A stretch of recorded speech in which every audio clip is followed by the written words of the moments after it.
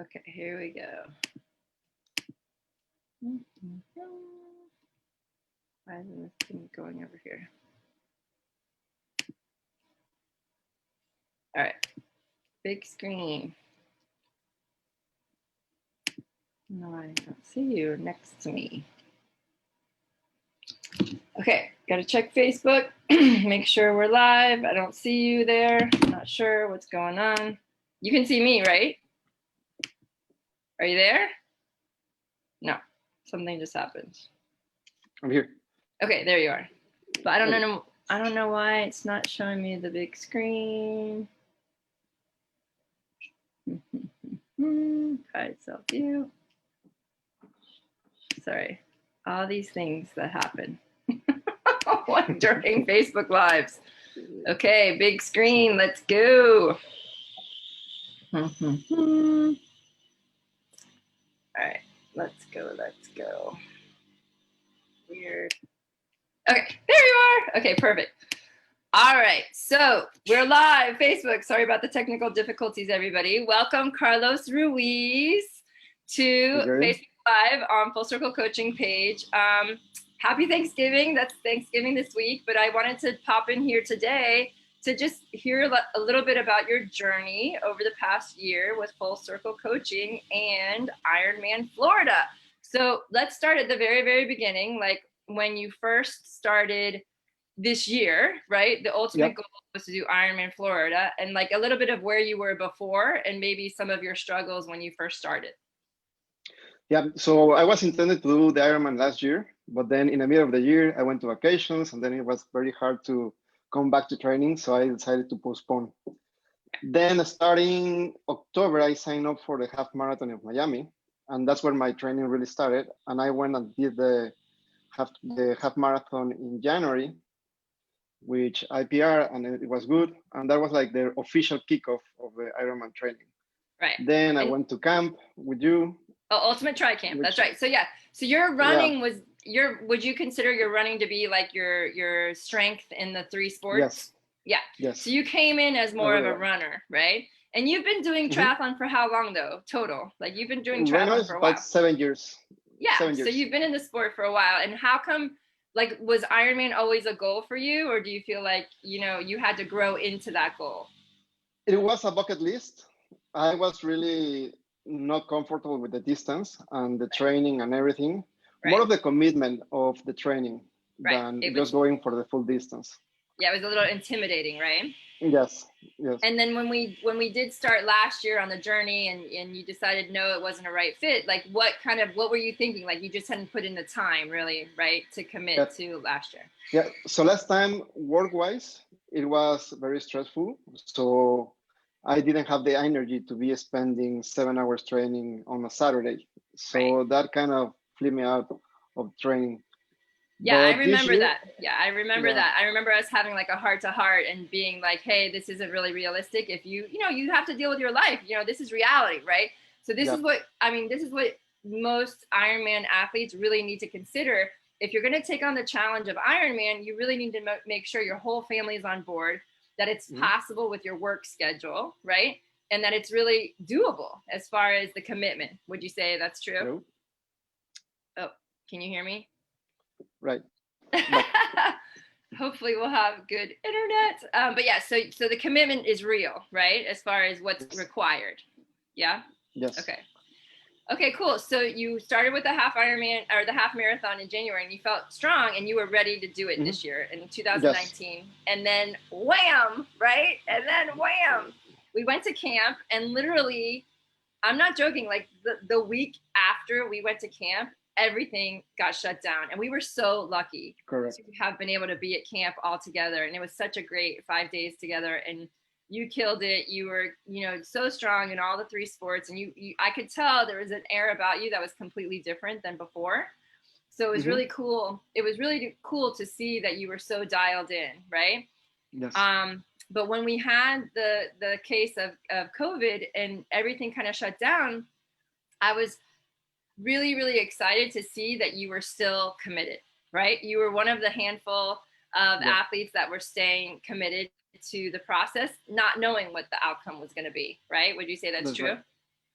Yeah, I think that what happened to me is that I started seeing triathlon first as a hobby, but now it's like a lifestyle for me.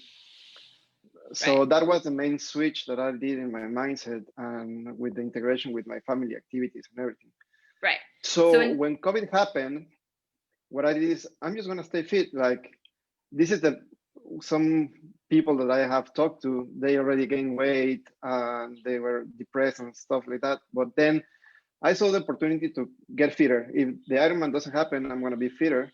Then one of the things that I like is that I could go out and run in the streets and no cars bothering. I could bike. So I was all right, by myself and it was fun.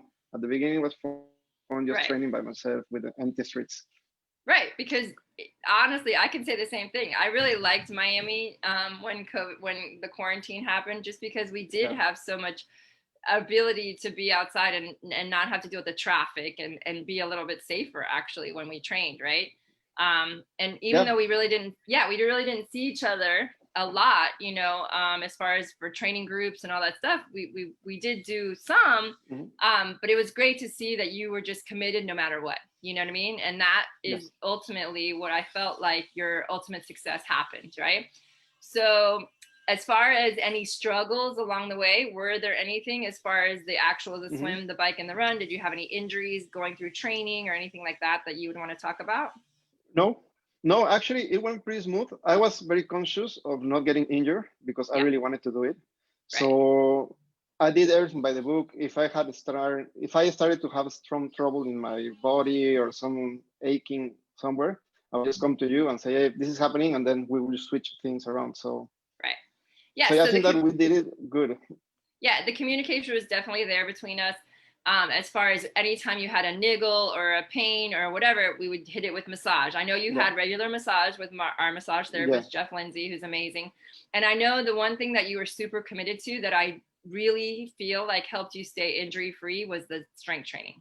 You yes, never missed a Friday class, right? Our Fast Fit Friday class.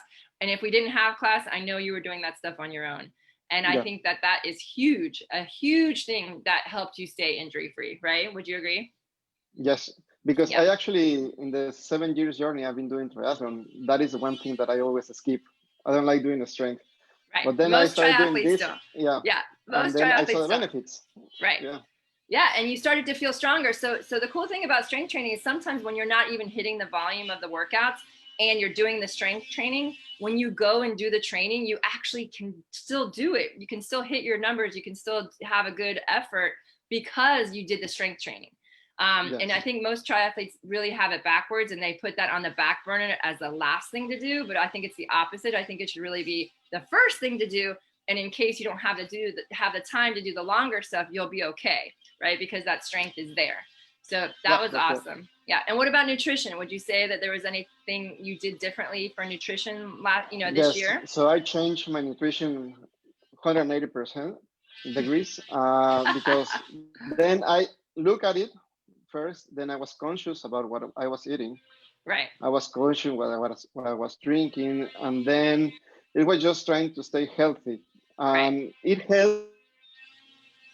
Also, COVID helped in that because I was not in the street, I was not in restaurants, so I could Right. plan my weekly nutrition. Just but not buying junk food from the Right. supermarket. At work So either, that right? also You got helped. to Yeah, stay, you got to work yeah, from home. Oh yeah. And tell yes, everybody you work for Bacardi, right? yeah, Yeah. So yeah, so would you say there were any physiological changes in your body over the year? Because I just watched yeah. the video from camp, in February of this year, and you look pretty different. Yes. I think I lost about 18 pounds. Exactly. Yeah, Yeah. yeah. So That was one of the biggest changes. yeah, But and that's just a side I'm effect. glad It's of. like, you didn't sit out and say, I want to lose this much weight, right? This was just No. a complete side effect of the result of training, right? Training and also being healthy and eating healthy. Okay, so let's get to the race. Let's get to the race itself because, we were concerned, like it's Ironman. I want you to explain like how intimidating it is as far as the feeling of, okay, I'm about to do an Ironman. And when I ask you to do your TriCalc 3, that's the prediction of how long it's going to take you to do everything, right? and we were, maybe walk us through that process of how you came up with your numbers, right? So tell me how you came up with your numbers. Uh-oh, are you frozen? Come on, internet. Are you there? Are you there?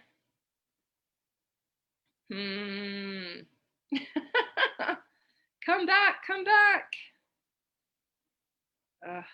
Come on, internet. All right, well, I'm hoping Carlos will be back shortly. Uh-oh, he got logged out. So let's see if we can get him back.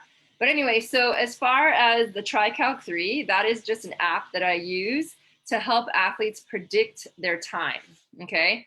And why this is important is that you want to be able to know exactly how long you're going to be out there. And if you've watched some of the lives from the last few weeks, where you can really dial it in so accurate that you're within a minute of crossing the finish line at that time. Let me just text Carlos to log back in. Log back in on the same link. So the TriCalc 3 is just an awesome tool to really just help you mentally prepare for how long you're going to be out there on the swim, how long you're going to be out there on the bike, and how long you're going to be out there on the run. But it's not foolproof, right? Hey, you're back. Yay! Yes. Okay, sorry. So let's review the TriCalc 3 and how that tool helped you plan the day.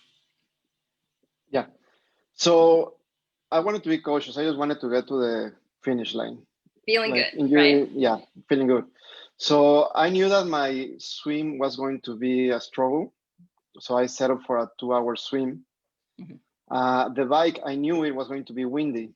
Not as windy as it actually went, but then I set up for 7 hours. Right. And then I was relying for a 5-hour marathon. Right. I mean, but I knew that these were super conservative numbers. Yes. we went really, really conservative because the ultimate goal was just to cross the finish line, right? Yeah. Okay, cool. That's right.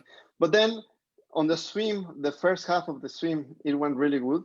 I was doing 2 minutes per 100 pace. So I was going faster, but then the second loop, all the water started getting a little bit choppy. Then I swallow. Then the faster guys were on their second loop or finishing, and then they were passing me by. And so it got really crowded at one moment. Right. But then I was able to finish the swim under 2 hours. I did 1:48. Excellent. So yeah. I was happy with that right. time. Right. And I remember thinking that I really physiologically think you're capable of a 140 for sure. Yeah. You know what I mean? But we just wanted to be super conservative. But the fact that when you're in that mayhem and you can tend to kind of feel a little bit spooked, right? So what did you do out there when you swallowed the water and when you had all those people going by? How did you handle that situation to just keep going? First, when it was really crowded, I tried to slow down and then let everyone go. Uh-huh. And then just keep my pace. I was always remembering to keep my pace, get to the next buoy, right. And then just consciously thinking that I needed to relax. I didn't want my heart rate to go up. Right. So even when I swallow, it's like, okay, I swallow it, then I'm just taking a moment to relax, and then I kept going, finding my pace. Good. Yeah. I think that was the most important thing, to keep finding my pace, not actually trying to recover or going faster or slower, just finding my pace, and that was it.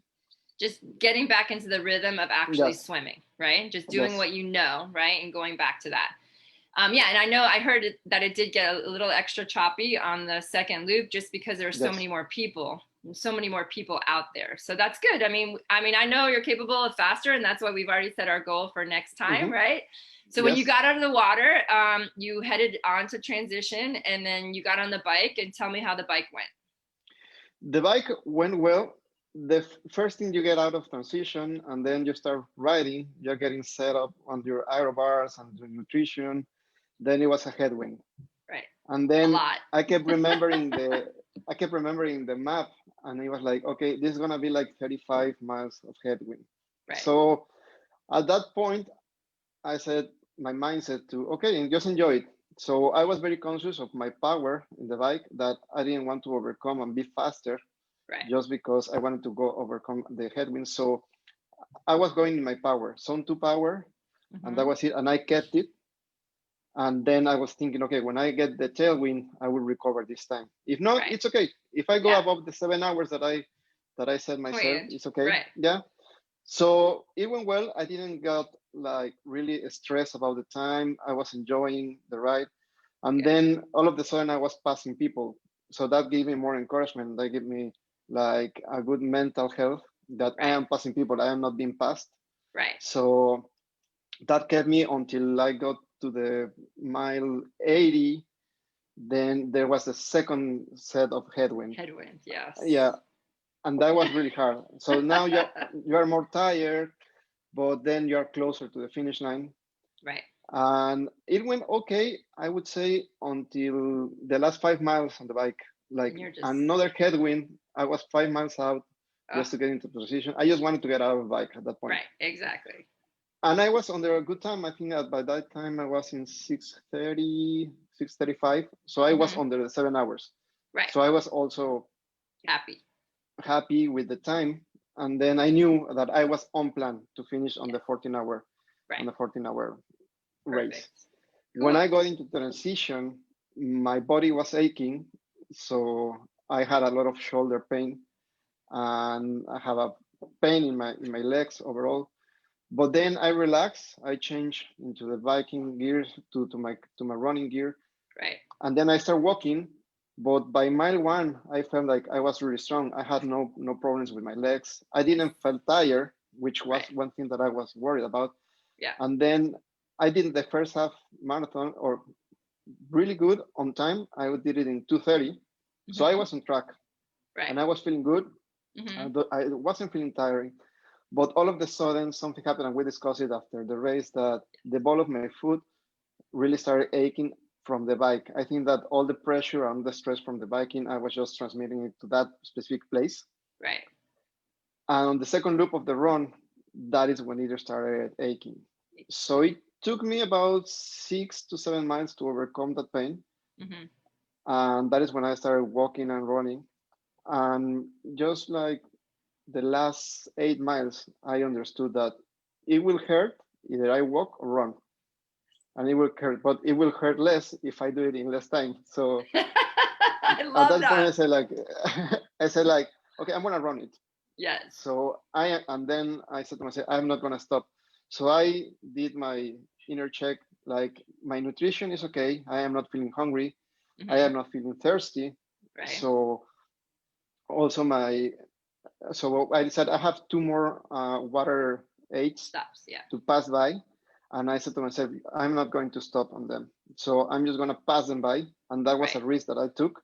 But it paid well, because I knew if I just stop, then my feet will start hurting again. Right. So I went past them. I think I just grabbed a little sip of water on one of those. But that allowed me to finish my marathon Right. good. And Strong. even in the last mile, I was able to pick up the pace. So I was doing, on the last 6 months, I was doing about 11:30, and then I was able to do it to by 9:30, and even finish with 7:30. Awesome. So it was good. So I felt overall well, because I was not like tired, or there was not any minute in the race that I thought that this is not for me. Right. I want to quit. Good. It was just more that foot pain. Right. Yeah. So this just brings up a good point of the ability of your mind to overcome, and mind over matter, right? Yeah. I mean, this is not an unusual story for an Ironman athlete to have like a strange pain come out of nowhere. And it's what you tell yourself in that moment, and that can decide how you're going to finish, right? If you're going to finish. And I feel like we did practice a lot of mental skills, like in the training. And I'm always talking to you guys about your mantras, right? And how your mind has this power. And I have many, many stories of other athletes having the similar experiences. And when they tell themselves something like what you said, it's going to hurt whether I walk or I run, I'm running. You made that decision, and then look what happened. Yes. So you could have been another 30 minutes slower, or even gave up, right? You could have even given up. because of that pain. And we went back and analyzed why the pain happened. And we figured because of the wind, maybe you were feeling unstable and you were pointing your toes a little bit more on the bike, so that when you came to run, you just had more pressure on the ball of your foot. But honestly, we might never know the reason, but we do know what the power that your mind had to work through that situation and then finish strong, doing what we had set out to do in the beginning. Would you say? Yeah, totally exactly. Totally. And also, we have to consider that there was no support out there, you guys. So nobody was cheering. There weren't the crowds like there normally was. And honestly, you could probably be 5 to 10 minutes faster on that run portion when you have those crowds out there for Ironman. And so the fact that all these athletes and yourself, you race like that, it makes it harder. It's a lonelier race, wouldn't you say?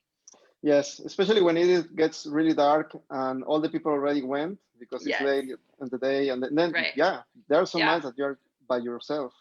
Yeah, and your wife was saying how she was so impressed because you were running and so many people were out there were just walking, right? And they were just planning to walk the whole thing. And I just want to say how proud I am of you, of your result. And after 2 years of finally committing to this, like, you did it. Yay! Yes. Like I'm so proud. Yeah. And now he wants another one. That's what I love to hear. Like, I love to hear those words. But we have a rule of thumb. You can't make a decision after 24 hours. You have to wait 24 hours after you cross the finish line. So Carlos and I had our post-race recap, and he's like, okay, I'm already in. Next year, we're going to do it again. He's deciding on which race he wants to do. But now you have new goals, right? Yes. And so the first one's all about working out the logistics of being able to comprehend that it's possible. Now, tell us about your next goals. So now I know what my weaknesses are and what my strengths are. Right. So the first thing I want to do is a 3:30 marathon, which I already signed for Fort Lauderdale in February. For Fort Lauderdale, yeah. Yeah, and then I'm thinking about doing Cozumel next year. Perfect. Florida is already sold out, so that's not an option. I know. Yeah. Yeah. But then I want to do a sub-12 Ironman. Perfect. All right. I love it, man. This is awesome. So you know what I'm going to ask you to do. You got to write that number down, right? And look at it everywhere. Yes. Okay. Well, I'm super duper excited. Is there anything else you want to share about your journey and anything that if anyone else is thinking about doing it? At least if you're thinking about doing an Ironman, you just have to commit to yourself. And like you said, you have to have a support system, a support team. Without you, my wife, my family, my friends, like helping you and then asking you, hey, how's your training? It's okay that you're gonna miss this dining with us, or it's okay that you're gonna miss these vacations or whatever. But they are really encouraging you to do it. Without it and doing it by yourself, you cannot do it. And the second thing is without having a coach. I think that was one of the main reasons that I was able to do it, because the constant communication that you and I had, fixing issues, then encouraged me to do it, then working on a plan, adjusting and readjusting again a plan. Of course. So yeah, that was the thing that got me through it, I think. Awesome. Well, thank you so much, Carlos. I'm so proud of you. Very, very proud of all of your accomplished, all the things that you've done in the past 2 years. It's been an amazing journey. And of course, it's Thanksgiving week, which you don't celebrate, but I will celebrate it by being grateful to you for choosing me on your journey. And I'm so looking forward to much, much, much more, right? Yeah, yes. Okay. All right, let's Carlos. go for it. Yes, let's do it. I can't wait. All right. Well, thank you so much for sharing. And if you guys like this, please heart and message Carlos and say congratulations to him. And I have a few more of these interviews coming over the next few weeks. So I hope you're enjoying them. All right, Carlos, have a great week. I'll see you soon, okay? Okay. Thank you, Erinne. Bye, everyone.